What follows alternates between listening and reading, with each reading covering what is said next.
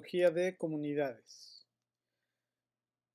¿Por qué comunidades y por qué no poblaciones o por qué no ecosistemas? Bueno, acuérdense que en la escala de organización, primero tenemos a las poblaciones y después tenemos a los ecosistemas. Algo importante, en las poblaciones siempre hablamos de una especie, la población de una especie en específico. Y cuando hablamos de ecosistemas, hablamos, además de las especies presentes en un ecosistema, que pueden ser varias, hablamos también de una entrada y una salida de energía. Pero cuando hablamos de comunidades, hablamos de cosas mucho más complejas de entender, porque el ecosistema lo vemos como un todo. Y a las poblaciones también la vemos como un todo, como un solo conjunto. Pero la ecología de comunidades es totalmente distinta y ahorita vamos a platicar de eso. Bueno, las comunidades, ¿qué son las comunidades? Si nos vamos por cuestiones de organización, pues las comunidades es la suma de las poblaciones. Pero todas las poblaciones son una comunidad.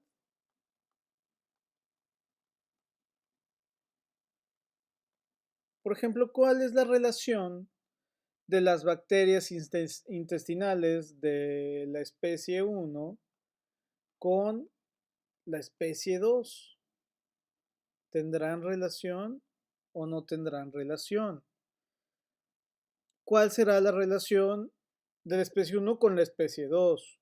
Imagínense que aquí estamos hablando de un homínido y aquí estamos hablando de otro. Imagínense hace mucho tiempo el Neandertal y el Homo sapiens. ¿Tendrían que ver algo los piojos del Neandertal con el Homo sapiens? ¿O tendrían que ver más el Homo sapiens el Neandertal, el organismo como tal, con el Homo sapiens? Entonces, ¿qué será ahí lo interesante? Vamos a borrar esto. Entonces, hablábamos la clase pasada que para hablar de comunidades teníamos que entender algo que íbamos a llamar el ensamble. El ensamble se va a definir como un conjunto de organismos que tienen una relación taxonómica. Vamos a hablar de taxonomía. Vamos a poner aquí taxonomía.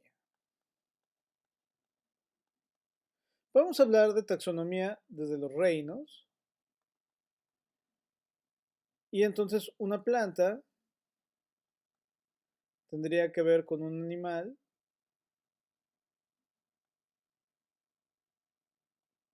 puesto que tenemos dos reinos diferentes.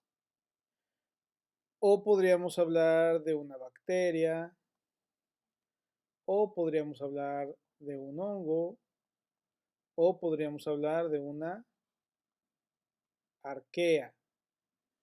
Pero, ¿cuál es la relación? A veces la relación es evidente, pero otras tantas la relación es difícil de establecer. Entonces, para eso existe el ensamble.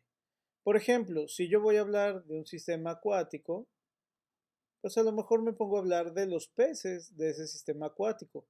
Ok, ¿cuál es su relación taxonómica? Pues que todos pertenecen al mismo grupo biológico, ¿no? Y entonces puedo empezar a ver cómo se relacionan los unos con los otros. Pues no puedo hablar de la comunidad de peces con algas, porque a lo mejor nunca tienen una interacción biótica entre ellos, ¿no? Resulta que todos son pirañas y nunca comen las algas, ¿no? Comen invertebrados que están por aquí flotando. Entonces, para poder hablar de comunidades, tiene que haber una relación entre los organismos. Entonces, ese ensamble taxonómico lo vamos a establecer con organismos que sabemos de antemano que tienen interacción entre ellos. De tal manera que vamos a hablar del ensamble de reptiles, de peces, de mamíferos, de vertebrados. Vamos a empezar a irlos relacionando con observaciones a priori para poder entonces establecer relaciones de carácter comunitario.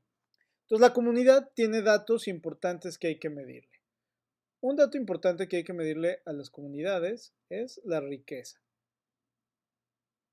Que la riqueza hablábamos que era igual al número de especies. Otro dato importante es la abundancia. La abundancia será igual al número de organismos por especie. Pero, ¿qué creen? No puedo agarrar a todos estos organismos porque pues dejaría el ecosistema vacío. No los puedo estudiar a todos. Entonces, estudio muestras. Entonces, esta abundancia en realidad se llama abundancia relativa. Sigue siendo lo mismo, pero se mide en porcentajes. Otra relación importante que ya habíamos visto era la relación entre riqueza y abundancia, que voy a llamar diversidad ecológica.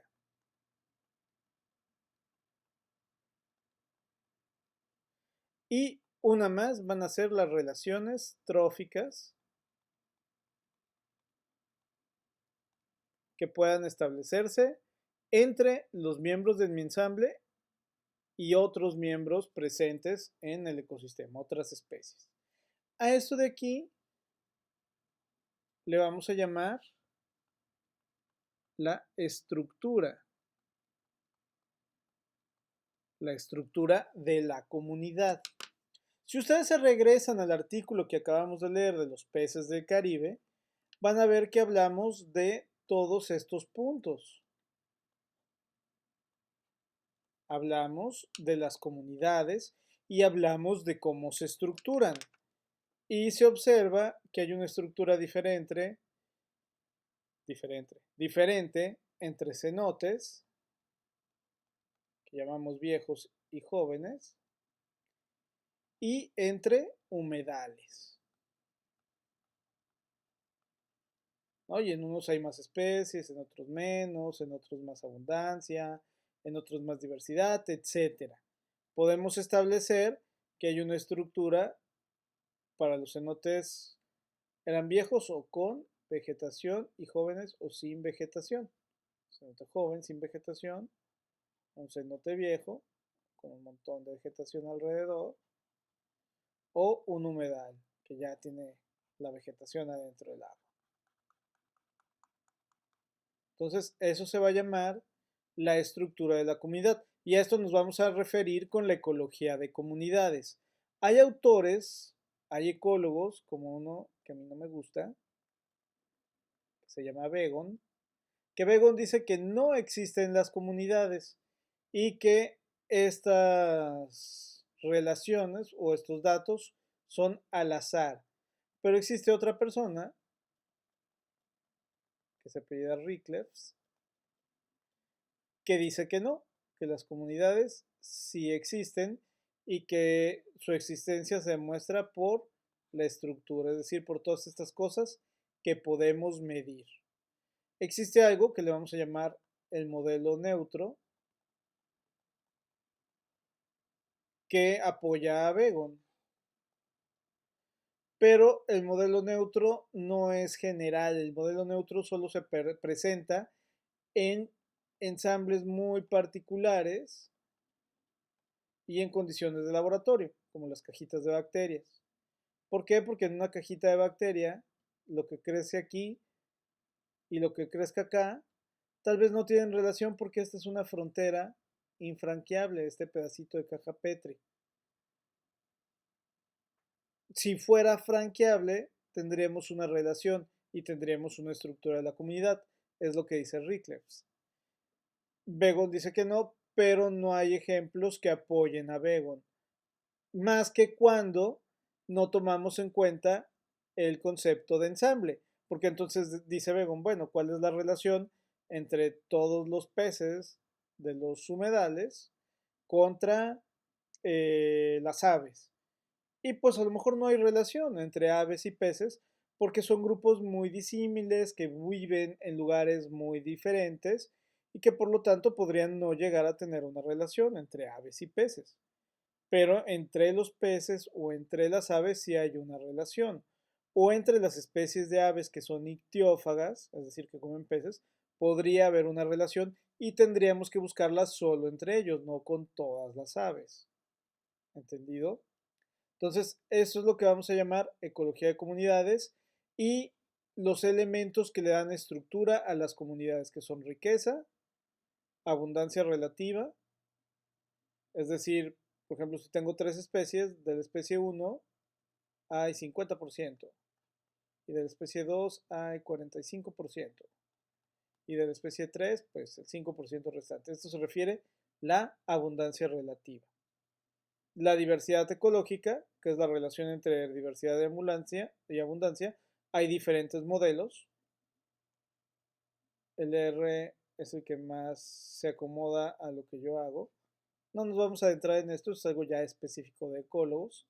Y las redes tróficas, es decir, quién se come a quién y cómo se pasa la energía entre ellos. ¿Ok? Ahora, eso no necesariamente tiene que ser entre ellos, puede ser entre las cosas que ellos comen, ¿no? Y vamos entonces a ver una competencia en las relaciones tróficas. Pero vamos a ver interacción entre las especies, que es lo importante. Muy bien, esta sería una clase chiquita sobre ecología de comunidades, lo que nos interesa conocer de la ecología de comunidades, y otra vez lo asociamos al artículo que ya leyeron, que ya entendieron, y ahora les va a quedar un poco más claro. ¿Correcto? Muy bien, chicos. Nos vemos en la siguiente clase. Tengan buen día.